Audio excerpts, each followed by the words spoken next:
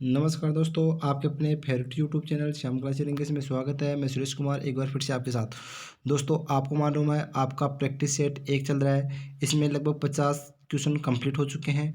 अब 50 से आगे स्टार्ट करेंगे और लगभग 100 क्वेश्चन तक थे, तो आज 50 क्वेश्चन और अटेंड करेंगे। तो दोस्तों, वीडियो पूरा देखना और लास्ट तक देखना।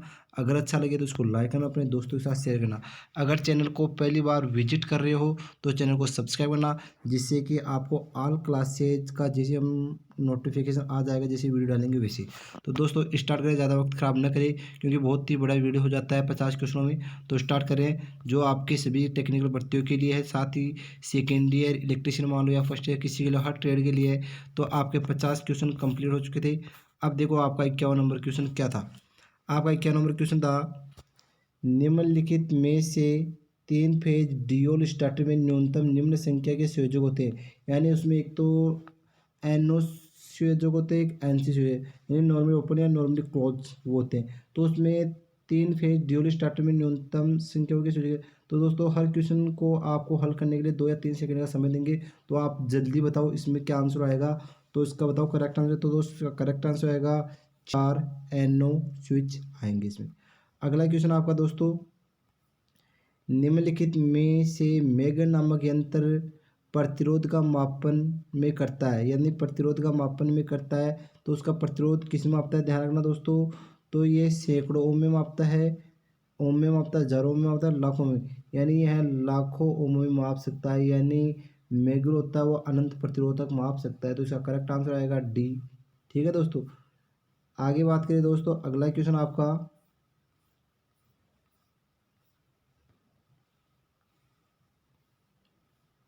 देखो दोस्तों, ये क्वेश्चन आपका यहाँ पर एकदम क्लियर नहीं दिख रहा है, लेकिन फिर भी हम क्लियर करते हैं। आपका क्वेश्चन है 53 नंबर। तो ये क्वेश्चन है, निम्न में से यदि तीन फेज ट्रांसफॉर्मर की एक फेज कुंडल जल जाए, यानी 3 फेज ट्रांसफार्मर, उनमें से अगर एक फेज कुंडल जल जाए तो वह प्रदान करेगा। तो वह क्या प्रदान करेगा। तो दोस्तों, आपको मालूम है वह ओनली 58% शक्ति प्रदान करता है। तो इसका करेक्ट आंसर आएगा डी, यानी 58% करंट प्रदान करेगा। अगला क्वेश्चन है दोस्तों, निम्न में से एक बीओटी इकाई के तुल्य होती है, यानी एक बीओटी में किसके तुल्य होती है। तो एक बीओटी दोस्तों आपके 1000 वाट घंटे के बराबर होती है। अगला क्वेश्चन दोस्तों आपका, निम्नलिखित में से एसी को डीसी में बदलता है, बताओ एसी को डीसी में बदलता। दोस्तों, एक तो आपका डायोड होता है, लेकिन ऑप्शन में डायोड नहीं दे रखा है। देखो, मोटर है, मोटर वह उसके आउटपुट पर डिपेंड करेगी, आप स्लिप रिंग लगा रहे हो या कम्यूटेटर लगा रहे हो। डायनमो, तो आपका डायनमो एक जनरेटर का रूप होगा, तो इसमें भी उसके आउटपुट पर डिपेंड करेगी हम स्लिप रिंग लगा रहे हैं क्या लगा रहे हैं। ट्रांसफार्मर हमेशा एसी देता है। इन्वर्टर दोस्तों, हाँ, इन्वर्टर आपका हमेशा डीसी देता है। अगर इसकी जगह कन्वर्टर आता है, क्या कन्वर्टर, तो ये कन्वर्टर क्या करता है, आपकी डीसी को एसी में चेंज करता है। लेकिन आपका इन्वर्टर हमेशा एसी को डीसी में चेंज करेगा। तो इसका करेक्ट आंसर आ रहा है सी, यानी इन्वर्टर। ठीक है दोस्तों, अगला क्वेश्चन दोस्तों काफ़ी अच्छा क्वेश्चन है, निम्न में से एक फेज ट्रांसफार्मर में प्राथमिक एवं, हाँ, प्राथमिक एवं प्रेरित द्वितीय वोल्टता होती है, यानी उसकी प्राथमिक एवं प्रेरित वोल्टता क्या होती है। तो ध्यान रखना, अगला ये बोल रहा है कि प्राथमिक और सेकेंडरी में जो वोल्टेज होते हैं वो एक दूसरे कितने डिग्री एंगल होती है। तो ध्यान रखना कि माना ये इसकी प्राइमरी वार्निंग है और ये इसकी सेकेंडरी वार्निंग है, तो इन दोनों के बीच में कितना डिग्री एंगल आ रहा है, 90 इधर 90 इधर, तो टोटल कितना आ गया 180 डिग्री। तो एक दूसरे के 180 डिग्री के एंगल पे आता है, जो करेक्ट आंसर आ रहा है ए। ठीक है दोस्तों, अगला क्वेश्चन है, निम्न में से विद्युत घंटी में चुंबक प्रयोग की जाती है, यानी विद्युत घंटी में कौन सी चुंबक प्रयोग की जाती है। तो विद्युत घंटी में हमेशा स्थायी चुंबक प्रयोग की जाती है, यानी परमानेंट मैग्नेट। आपकी जो विद्युत है, विद्युत हमेशा अस्थायी चुंबक है, क्योंकि जब तक सप्लाई रहेगी तो उसका चुंबकीय क्षेत्र बना रहेगा, जैसे सप्लाई चली जाएगी उसका चुंबकीय क्षेत्र समाप्त हो जाएगा। अगला क्वेश्चन है दोस्तों, निम्नलिखित में से कम्यूटेटर पर लगने वाला ब्रश बनाए जाते हैं, यानी कम्यूटेटर पर जो ब्रश लगाए जाते हैं वो किसके बने जाते हैं। तो वो कार्बन के बनाए जाते हैं। वैसे कार्बन और ग्रेफाइट का मिश्रण आता है, लेकिन इसमें ओनली कार्बन और ग्रेफाइट अलग अलग दे रखा है, तो ज़्यादा कार्बन की मात्रा होती है। तो हमेशा पहली बात तो आपके ब्रश होते हैं, ब्रश हमेशा कार्बन के बने होते हैं। ठीक है दोस्तों। अगला क्वेश्चन है, निम्न में से एक रेल इंजन में कौन सी मोटर प्रयोग की जाती है। काफ़ी अच्छा क्वेश्चन है, इजी भी क्वेश्चन है दोस्तों। तो इसमें एकदम clear DC series motor, DC series. अगर यहाँ पर एसी सीरीज देगी ये नहीं आएगी, सिंगल से ये नहीं आएगी, तो इसका करेक्ट आंसर है DC series motor. AC series motor दोस्तों कौन सी होती है, कोई सी नहीं होती है, यूनिवर्सल मोटर होती है, उसे एसी सीरीज मोटर बोलते हैं। अगला क्वेश्चन है, निम्नलिखित में से ऑटो ट्रांसफॉर्मर कार्य करता है, यानी ऑटो ट्रांसफॉर्मर क्या कार्य, ऑटो ट्रांसफर कार्य करता है, कौन से सिद्धांत पर कार्य करता है, तो आपके स्वप्रेरण के सिद्धांत पर कार्य करता है, यानी ऑटो ट्रांसफर प्रेरण के सिद्धांत पर कार्य करता है। स्वप्रेरण यानी आपका ट्रांसफर करता है, स्थिति पर यह आएगा नहीं, गति यह आएगा नहीं, तो इसका करेक्ट आंसर आएगा ए। अगला क्वेश्चन है, निम्नलिखित में से सोल्डरिंग आयरन की बिट बनी होती है, तो ये तो लगभग बहुत ईजी क्वेश्चन सभी बच्चों को आता होगा, तांबे की बनी होती है। ठीक है दोस्तों। अगला क्वेश्चन है, निम्न में से माइक्रोफोन फोन ऐसा ट्रांसड्यूसर है जो क्या करता है दोस्तों, तो आपका जो माइक्रोफोन है वो लगभग सभी को ध्यान भी होगा कि ये ध्वनि ऊर्जा को वैद्युतिक ऊर्जा में चेंज करता है, तो इसका करेक्ट आंसर आ रहा है सी, यानी ध्वनि ऊर्जा को वैद्युतिक ऊर्जा में चेंज करता है। काफ़ी अच्छी क्वेश्चन आए दोस्तों।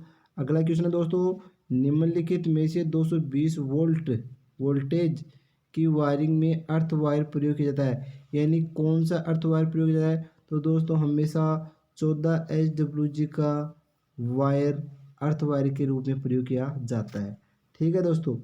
आगे बात करें दोस्तों, आपके लगभग 60 हो चुके हैं, 63 क्वेश्चन, 64 क्वेश्चन देखो। निम्न में से क्लिट वायरिंग में दो क्लिटों के मध्य दूरी कितनी होती है दोस्तों। ठीक है दोस्तों, काफ़ी अच्छा क्वेश्चन है। तो दोस्तों दो क्लिटों के बीच में 30 से 60 सेमी के बीच की दूरी होती है। जैसे ये आ गया पाइप, इसमें एक क्लिट ये आ गई, फिर एक क्लिट ये आ गई, इन दोनों के बीच की दूरी है 30 या 60 सेमी के बीच होती है दोस्तों। अगला क्वेश्चन है दोस्तों, निम्नलिखित में से किसी भी वायरिंग का इंसुलेशन रेजिस्टेंस कम से कम कितना होना चाहिए, तो दोस्तों कम से कम 1 मेगा ओम होना चाहिए, करेक्ट आंसर आएगा ए।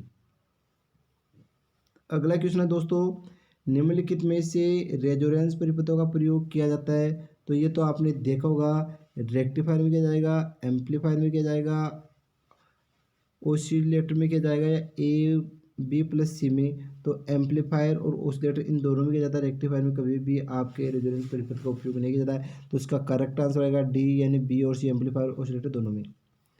अगला क्वेश्चन है, निम्न में से वायरिंग के लाइट सर्किट में कुल स्विचों की संख्या कितनी होती है दोस्तों, तो लाइट की बात कर रहा है तो लाइट के लिए 10 होंगे। अगर यही आपके पावर की बात करता तो पावर के लिए कुल स्विचों की संख्या 2 होती। ठीक है दोस्तों, एक क्वेश्चन में 2 क्वेश्चन क्लियर हो रहे दोस्तों। अगला क्वेश्चन है, निम्नलिखित में से डीसी सप्लाई का फॉर्म फैक्टर कितना होता है, तो दोस्तों डीसी सप्लाई का फॉर्म फैक्टर यूनिटी होता है। काफ़ी अच्छा क्वेश्चन है, काफ़ी बार एग्जाम में पूछा गया दोस्तों। अगला क्वेश्चन है, निम्न में से AC 50SZ 220 वोल्ट का फॉर्म फैक्टर होता है, तो ध्यान रखना ये आपको AC का फॉर्म फैक्टर पूछ रहा है, तो वो 1.11 है। आप AC थ्योरी की क्लास देखना दोस्तों, वहाँ पर आपके सारे मान बताए गए हैं बहुत ही ईजी तरीके से और समझाए भी गए हैं दोस्तों। ठीक है दोस्तों, प्ले लिस्ट में जाके देख लेना। अगला क्वेश्चन है, निम्न में से पावर फैक्टर बढ़ाने के लिए कैपेसिटर लिए जाते हैं, यानी कैपेसिटर की कुल मिला कैपेसिटर की रेटिंग पूछ रहा है, तो दोस्तों उसका आएगा ए, यानी कैपेसिटर की रेटिंग kVAr में ली जाती है। kVA ये ट्रांसफार्मर अल्टरनेटर रेटिंग है, kW ये किसकी है, आपके आपके जनरेटर की है, और ये किसी की रेटिंग नहीं है। अगला क्वेश्चन है, निम्न में से एमकेएस प्रणाली में बल का मात्रक क्या होता है दोस्तों, तो एमकेएस प्रणाली में बल का मात्रक आपका न्यूटन होगा दोस्तों। ठीक है दोस्तों। अगला क्वेश्चन दोस्तों, निम्न में से 3 फेज सिस्टम में फेज क्रम क्या होता है, तो दोस्तों ये तो सभी का होता है RYB, तो इसका करेक्ट आंसर आ रहा है ए, RYB। इसके अलावा आपको पूछे तो इसको बोल सकते हैं UVW। ठीक है दोस्तों। अगला क्वेश्चन है, निम्न में से सोडियम वेपर लैंप पूरी चमक देता है, यानी पूरी चमक कितने टाइम के बाद देगा, तो वो लगभग 10 से 15 मिनट बाद में अपनी पूरी चमक देगा, यानी उसको जो कैथोड नली होती है उसको उत्तेजित करने के लिए प्रकाशित करने 10 से 15 मिनट का समय चाहिए। अगला क्वेश्चन है दोस्तों, निम्न में से किस तार का उपयोग फ्यूज तार बनाने में नहीं किया जाता है दोस्तों? तो इसमें नहीं का पूछा है। अगर पूछता तो इसमें टिन और शीशा आता सही है। तांबा का भी बन सकता है, चांदी का बन सकता है, लेकिन इस्पात का कभी नहीं बनेगा। तो इसका करेक्ट आंसर आएगा दोस्तों आपका बी। ठीक है दोस्तों, तो इसका करेक्ट आंसर आ रहा है बी। अगला क्वेश्चन दोस्तों, निम्न में से जनरेटर बदलता है, जनरेटर क्या बदलता है दोस्तों? तो आपको मालूम है जनरेटर एक रोटेटिंग भाग है, तो ये यांत्रिक ऊर्जा को क्या करेगा, वैद्युतिक ऊर्जा में चेंज करेगा। करेक्ट आंसर आएगा ए। ठीक है दोस्तों, अगर आपकी मोटर पूछता तो आपकी मोटर क्या करेगी, विद्युत ऊर्जा को यांत्रिक ऊर्जा में। सेल पूछता ये रासायनिक ऊर्जा पर कार्य करता है, इसके अलावा ये यांत्रिक ऊर्जा ये कोई है नहीं। तो आपका इसका करेक्ट आंसर आ रहा है डी। अगला क्वेश्चन दोस्तों, निम्न में से 1 किलो कैलोरी में क्या होता है? तो इसमें 4180 जूल होता है। तो इसका करेक्ट आंसर आएगा बी। लगभग 76 क्वेश्चन कंप्लीट हो चुके हैं दोस्तों। ये क्वेश्चन देखो दोस्तों, 77 क्वेश्चन है, निम्नलिखित में से बैटरी चार्जिंग के लिए कौन से जनरेटर का प्रयोग किया जाता है? काफी अच्छा क्वेश्चन है, इजीबीएच शंट जनरेटर। अगला क्वेश्चन है, निम्न में से अल्टरनेटर की रेटिंग इसमें अभी बता दी केवीए और ट्रांसफार्मर भी केवीए। केडब्ल्यूएच एनर्जी मीटर आ गया, ये जनरेटर की आ गई, ये मोटर की आ गई। ठीक है दोस्तों, अगला क्वेश्चन है दोस्तों, निम्न में से लोड का मान बढ़ने पर एक से अधिक ट्रांसफार्मर को किस क्रम में जोड़ा जाता है? तो ये काफ़ी अच्छा क्वेश्चन है, समांतर क्रम में जोड़ा जाता है। अगला क्वेश्चन है दोस्तों, निम्न में से यांत्रिक ऊर्जा को विद्युत ऊर्जा में परिवर्तित करते समय कौन सी क्षति होती है? तो ये तो सभी को मालूम होगी, यानी इसमें ये आपकी घर्षण हुआ विंडे जाने जाएगी, लोह हानि तो आएगी आएगी, ताम्र क्षति भी आएगी क्योंकि घर्षण होने वाला है। उपरोक्त सभी, इसका करेक्ट आंसर आएगा डी, उपरोक्त सभी। अगला क्वेश्चन है, निम्न में से घरेलू प्रकाश के लिए प्रयुक्त लैंप किस क्रम में जोड़े जाते हैं? तो घरेलू का नाम आ गया, तो यह आपके समांतर क्रम में आ गई। अगर आपको डेकोरेशन में पूछा तो वह आपकी श्रेणी क्रम आती। अगला क्वेश्चन, निम्न में से ट्रांजिस्टर के सिरे हैं? तो दोस्तों बेस भी है, कलेक्टर भी है, एमिटर है, उपरोक्त सभी। तो इसमें डी आएगा एकदम करेक्ट। अगला क्वेश्चन है, निम्न में से SCR AC परिपथ में किसकी भांति कार्य करता है? तो आपका SCR अल्टरनेटर नहीं करेगा, पूर्ण तरंग नहीं दोस्तों, ट्रांजिस्टर नहीं दोस्तों, अर्थ तरंग हाँ दोस्तों, हाफ वेव रेक्टिफायर की तरह कार्य करेगा। ठीक है दोस्तों, हाफ वेव में एक डायोड आता है, पूर्ण में 2 आ गया, और ट्रांजिस्टर में तो वैसे 3 भाग होते हैं। अगला क्वेश्चन है दोस्तों आपका, निम्न में से SCR एक है, तो SCR क्या है दोस्तों? तो SCR एक, हाँ दोस्तों, SCR क्या है? तो SCR अल्टरनेटर है, ट्रांजिस्टर है, उसमें है। एक मिनट, ऊपर वाला क्वेश्चन देखो दोस्तों, SCR AC परिपथ की बात है। अगर AC परिपथ की बात पूछे तो इसमें अर्थ तरंग की बात हो रही है, और निम्न में से SCR एक है, तो ये पूर्ण तरंग रेक्टिफायर है। तो इसका करेक्ट आंसर आएगा आपका सी। ठीक है दोस्तों, अगला क्वेश्चन है, निम्न में से यदि एक फेज एंगल 0 है तो पावर फैक्टर क्या होगा? अगर ए फेज एंगल है तो पावर फैक्टर भी क्या होगा? 1 होगा दोस्तों। करेक्ट आंसर आएगा बी। अगला क्वेश्चन है, निम्न में से इंटरपोल किसके साथ श्रेणी में जरूरत है? तो ये हमेशा आर्मेचर के श्रेणी क्रम में आता है। DC लेसन वाले में काफ़ी अच्छा क्वेश्चन है, यानी हमेशा इंटरपोल आर्मेचर के श्रेणी क्रम में जरूरत है, यानी मुख्य पोलों की अपेक्षा इंटरपोल की चौड़ाई अधिक होती है दोस्तों। आगे, निम्न में से एम्पलीफायर का उपयोग प्राप्त करने के लिए किया जाता है? एम्पलीफायर का उपयोग किसमें किया है? तो ये अधिक फ्रिक्वेंसी प्राप्त करने के लिए किया जाता है दोस्तों। ठीक है दोस्तों,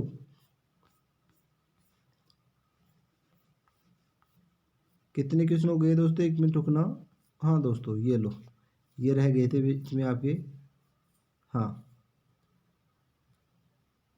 निम्न में से भूमिगत प्रकार के केबल में लगाने का उद्देश्य क्या है दोस्तों?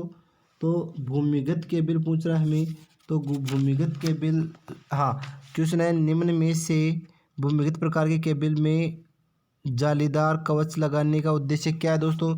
तो जालीदार कवच लगाने का उद्देश्य यांत्रिक आघात से सुरक्षा।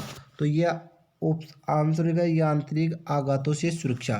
ठीक है दोस्तों, अगला क्वेश्चन है दोस्तों,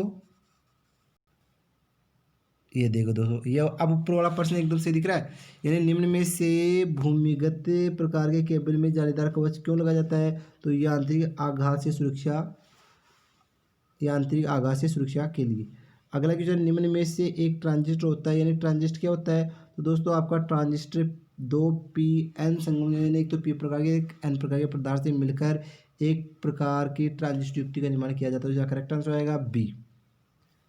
अगला क्वेश्चन है, निम्न में से रेक्टिफायर होता है, तो रेक्टिफायर होता है, तो रेक्टिफायर क्या होता है? रेक्टिफायर हमेशा एसी को डीसी में बदलता है, और डीसी को एसी में कौन बदलता है? कन्वर्टर। डीसी पैदा कौन करता है और एसी पैदा कौन करता है? ठीक है दोस्तों, ये चीज़ें आप अच्छे से देखना। अगला क्वेश्चन, निम्न में से कौन सा पदार्थ अर्धचालक की भांति प्रयोग किया जाता है? तो आपका प्लास्टिक अचालक, तांबा चालक, पीतल चालक और सिलिकॉन, यानी जर्मेनियम और सिलिकॉन क्या होते हैं? अर्धचालक। तो इसका करेक्ट आंसर आएगा सी, यानी सिलिकॉन। अगला क्वेश्चन है, निम्न में से डायोड की विशेषता है, यानी डायोड की विशेषता क्या है? डायोड एक दिशीय युक्ति होती है, यानी केवल एक ही दिशा में धारा का प्रवाह करती है। कैथोड से एनोड की ओर धारा का प्रवाह केवल दोनों दिशाओं में, तो इसका करेक्ट आंसर आएगा ए, केवल एक दिशा में धारा का प्रवाह करता है। अगला क्वेश्चन है, निम्नलिखित में से मिक्सर की आर्मेचर कुंडल खुली हुई है तो निम्न गति से चलेगी, उच्च गति चलेगी, गर्म हो जाएगी, नहीं चलेगी। अगर उसकी आर्मेचर कुंडल खुलेगी तो मोटर कहाँ से चलेगी? तो इसका करेक्ट आंसर आएगा डी, नहीं चलेगा। अगला क्वेश्चन है, निम्न में से लेप तथा वेव वाइंडिंग में मुख्य अंतर क्या होता है दोस्तों? तो इसमें समांतर पथों की संख्या में अंतर होता है। ये क्वेश्चन आपने पहले भी देखा होगा दोस्तों, पिछली क्लास में बताया होगा दोस्तों मेरे हिसाब से। ये क्वेश्चन देखो दोस्तों, काफी अच्छा क्वेश्चन है। निम्नलिखित में से स्टे वायर में प्रयोग किए जाने वाले इंसुलेटर को क्या कहा जाता है? तो ये है इंसुलेटर होता है अंडे आकार का प्रयोग किया जाने वाला इंसुलेटर है, तो अंडे आकार का इंसुलेटर प्रयोग किया जाता है।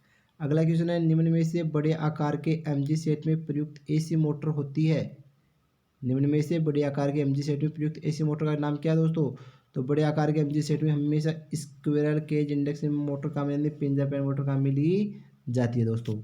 अगला क्वेश्चन है दोस्तों, निम्न में से ट्रांजिस्टर एक प्रचलित युक्ति है, यानी ट्रांजिस्टर कौन सी प्रचलित है? तो यह धारा प्रचलित युक्ति होती है दोस्तों। अगला क्वेश्चन है, निम्न में से जेनर डायोड का मुख्य कार्य क्या होता है दोस्तों? तो जेनर डायोड हमेशा आउटपुट में स्थिर वोल्टेज रखता है, तो इसका करेक्ट आंसर आएगा आउटपुट वोल्टेज वो स्थिर रखता है। अगला क्वेश्चन है, निम्न में से डायनोमीटर प्रकार का यंत्र नापने को उपयोग किया जाता है, तो डायनोमीटर प्रकार का मीटर हमेशा आपका एसी और डीसी दोनों मापता है, तो इसका करेक्ट आंसर आएगा सी, यानी ए और बी दोनों। अगला क्वेश्चन भी काफ़ी अच्छा है दोस्तों, एग्जाम में काफ़ी बार पूछा गया है। निम्न में से मेगा नामक यंत्र प्रतिरोध मापन करता है, यानी क्या करता है? तो ये ओम में भी करता है, हजार में भी करता है, सैकड़ों में करता है, तो लाखों में। तो इसका करेक्ट आंसर लाखों में, यानी अनंत तक प्रतिरोध मापता है। तो दोस्तों आज के लिए बस इतने ही। अगली क्लास में फिर मिलेंगे एक नई क्लास लेकर, अगला सेट लेकर।